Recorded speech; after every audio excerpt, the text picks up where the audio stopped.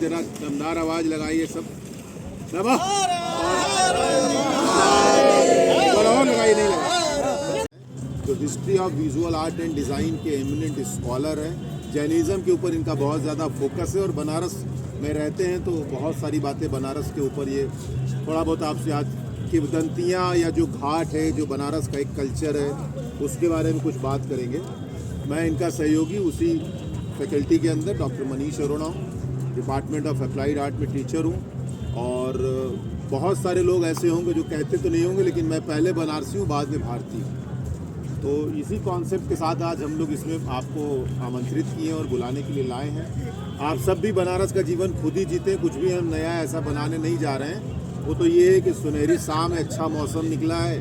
और तो जो सबसे पहली बात मन में आती है वो आती है कि काशी एक ऐसी नगरी रही है प्रारंभ से, इसको जीवित नगरी कहा, लाइव सिटी। और लाइव सिटी इसलिए कहा जा सकता है क्योंकि जब हम कंपेयर करते हैं दूसरे ओल्डर सिटी से, जब हम इसको कंपेयर करते हैं तो पाते हैं कि बाकी जगह नगरियाँ बसी, कुछ काल तक चली और फिर उनका विनाश हुआ।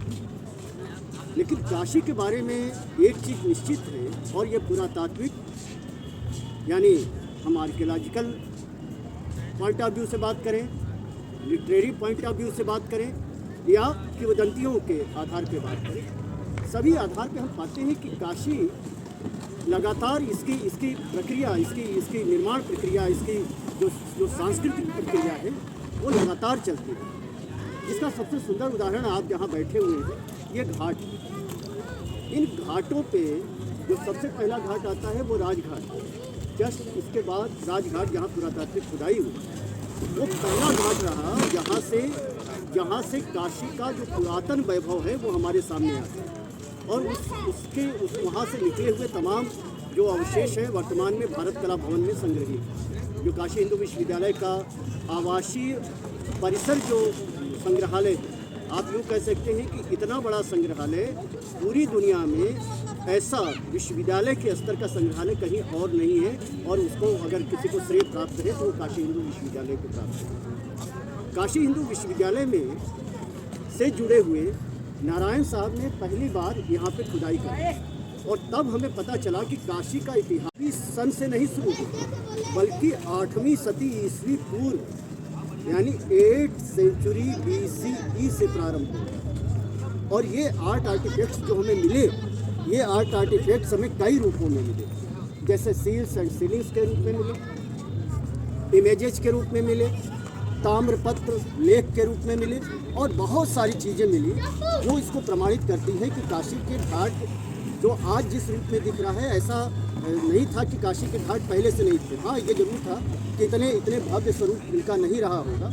और कुछ घाटों के बारे में यहाँ पे बहुत महत्वपूर्ण हमें जानकारी मिलती है कि अभी आपने सुना कि वो 8वीं सदी ईस्वी पूर्व से वो घाट। इसी तरीके से जब हम मणिकर्णिका को देखते हैं तो 5वीं सदी ईस्वी, इसी तरीके से दशाश्वमेध को देखते हैं वो भी 5वीं सदी ईस्वी, और इसी तरीके से जब हम अस्सी घाट को देखते हैं तो वो भी 7वीं सदी। लेकिन वर्तमान में जितने भी घाट हैं, जो भी आप घाट देख रहे हैं, इनका निर्माण 18वीं सदी से 20वीं सदी के मध्य में। दूसरी बात जो इन घाटों की और इस काशी की विशेषता, घाट अगर हम दूसरे रूप में कहें तो घाट काशी की आत्मा है, सोल ऑफ काशी। और इसलिए ये सोल ऑफ काशी हम कहते हैं कि काशी की पहचान अगर विश्वनाथ है तो दूसरी पहचान माँ गंगा है। तो गंगा और विश्वनाथ का जो संगम है, उसके मध्य अगर कोई खड़ा है तो ये काशी के घाट है। और ये काशी के घाट अपने आप में एक तरीके से पूरे विश्व में काशी की पहचान बन जाते हैं। तो और केवल इसलिए नहीं कि घाट का स्ट्रक्चर है,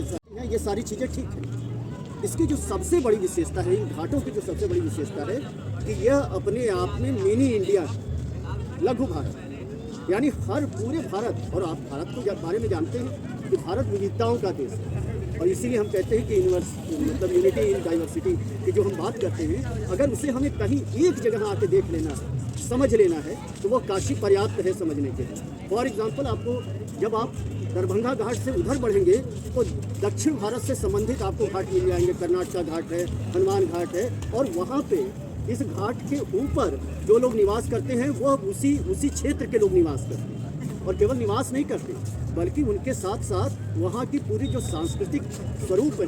आप सुनारपुरा चले जाएं तो सुनारपुरा के घाट से लेके और सुनारपुरा की सड़क तक आप देखेंगे पूरा बंगाली परिवार वहाँ रहता है।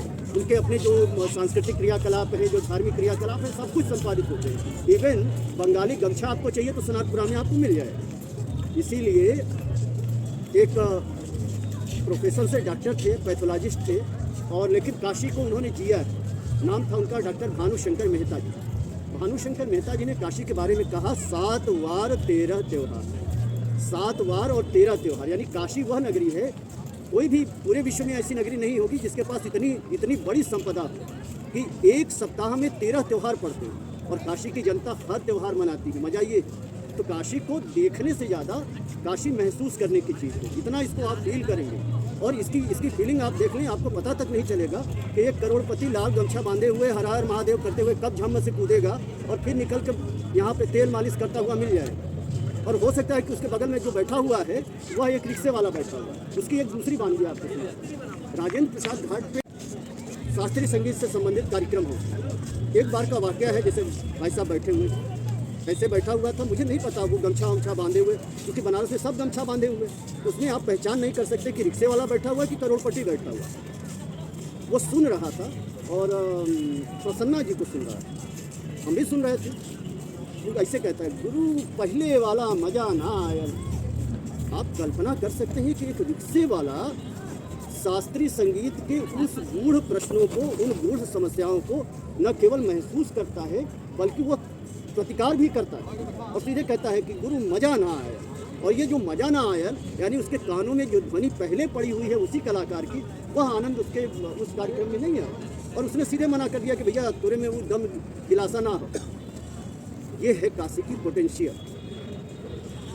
आप और उसकी वानिकी देखें, शंकराचार्य को अद्वैत की परिभाषा किसने दी?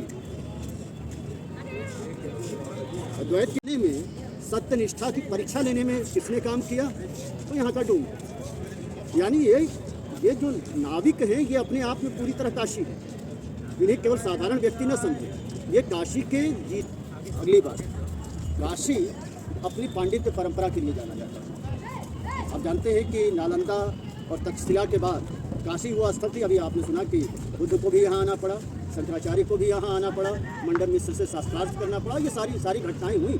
लेकिन उसके बीच काशी का वो जो तेज था, वह तेज उन्हें बराबर आकर्षित करता रहा और केवल तेज आकर्षित नहीं करता रहा बल्कि प्रमाणित करता रहा। ये यहाँ से सर्टिफाइड होते रहे लोग, और जो सर्टिफाइड यहाँ से लोग होते रहे वो फिर पूरे विश्व में उन्होंने। और इवन कश्मीर से लौटते वक्त विवेकानंद जी का प्रवास भी काशी से संबंध रखता है। और वो विवेकानंद जिनके बारे में मुझे कुछ कहने की आवश्यकता नहीं, आप सभी परिचित हैं कि विवेकानंद और काशी का मतलब क्या है, विवेकानंद भारत का मतलब क्या है, विवेकानंद अध्यात्म का मतलब क्या है, विवेकानंद आप कहें कि सेवा का मतलब क्या है। तो जो सेवा की भावना है वह भी काशी। और काशी की एक बात और काशी को महत्वपूर्ण बनाती है कि काशी किसी को भूखा नहीं सोने देता, कभी भूखा नहीं सोने देता। ये है अन्नपूर्णा का पता कि आपको यहाँ किसी गली, किसी कोने, कहीं भी, और वो जो हमने कहा कि 7 वार 13 त्योहार, इन 13 त्योहारों का नतीजा है कि कोई भूखा नहीं सोता है। हर के पेट में अन्न का दाना शाम होते होते पहुँच ही जाना है, और ये इसका प्रमाण है। यानी हम केवल अपनी ही बात नहीं करते, हम संपूर्णता की बात करते हैं। हर घाट से आपको प्राचीन मंदिर मिलेगा। कोई भी मंदिर दूसरे घाट के मंदिर से मेल नहीं खाएगा। और उसका कारण क्या है? क्योंकि यह क्षेत्रीय लोगों के, क्षेत्रीय क्षत्रपों के द्वारा बनाया गया। किसी मान सिंह ने बनवाया, किसी दरभंगा के राजा ने बनवाया, किसी और स्टेट के राजा ने बनवाया, किसी जगह के सामंत ने बनवाया। तो वो केवल बनवा नहीं रहा था, वो केवल काशी को नहीं देख रहा था, बल्कि वहाँ की जो शैली थी उस शैली को। अगर आपको राजस्थानी शैली देखनी है तो आप मान मंदिर चले जाएं, आपको राजस्थानी शैली दिखेगी। आप अमेठी मंदिर चले जाएं, आपको पूरी नागर शैली दिखेगी। आप यहाँ भोसला घाट चले जाएं, पूरा आपको महाराष्ट्रियन शैली दिखेगी। यानी केवल घाट पर घाट की विविधता नहीं है, लोगों की विविधता नहीं है, केवल सांस्कृतिक विविधता नहीं है, बल्कि ये एक तरीके से हम कह सकते हैं कि जो आर्किटेक्चरल या वास्तुगत जो स्वरूप है। अगर हमें पूरे भारत का भ्रमण हम न, लेकिन काशी में अगर दक्षिण भारत के मंदिर देखना है, गोपुरम क्या होता है? द्रविड़ शैली के मंदिर क्या होते हैं। अगर ये देखना है तो आपको कामकोटेश्वर मंदिर देखना चाहिए, वो काशी का प्रतिनिधि उदाहरण है। बहुत